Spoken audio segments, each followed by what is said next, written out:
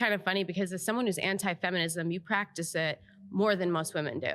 I mean, every time you get on your podcast, every time you collect a check, you're practicing feminism. Okay, that's what you think. No, that's what it is. Because actually, without feminism, you wouldn't be able to exist. Yeah, people keep saying, I hate when people say that. But it's just the truth. It just shows that you haven't done the research to even understand where the feminism or you don't know history. From, which was discovered. That's what I'm saying about you, because it means that you don't understand that a bunch of government officials in the CIA funded the feminist movement. So for all of your hatred for the patriarchy, I'm so confused. And so my question is it bad that they funded it or bad that it just happened?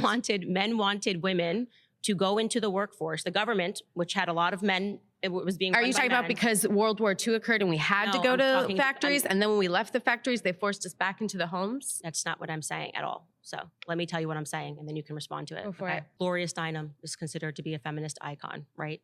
Because she led these protests. She also had a bunch of music festivals. She got students involved.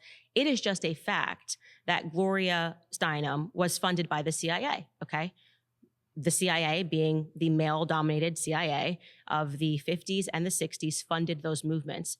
So what do you think was the explicit aim? Do you think it was because the government really wanted you to be more free, that they wanted to encourage women to enter Well, the I have to be honest workforce? with you, I couldn't speak on behalf of the government. Okay. You know what I mean? And what their intention well, I think it's important because you just that. said that I don't know history. And I think it's pretty important if you're going to sit across from me and say, I don't know history, that you learn a piece of history and then question as— You keep bringing up men. And I think it's funny because we should talk about men more. Like you brought up suicide. They're 4 times more likely to kill themselves. Which is why I don't And while women, we're twice as more often on antidepressants, but that's because we go out and do what we need to do to keep coping. Because we're not happy. And we need to focus on men and the patriarchy because it's actually oppressed them just as much as women now emotionally, right? Because when we're kids, our parents teach us how to cross the street. Look both ways so you can get the other side unharmed.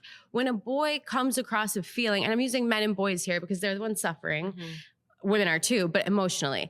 When they come across a feeling they haven't felt before, we have to teach them how to get to the other side and cope with it. Otherwise, they stay where they are.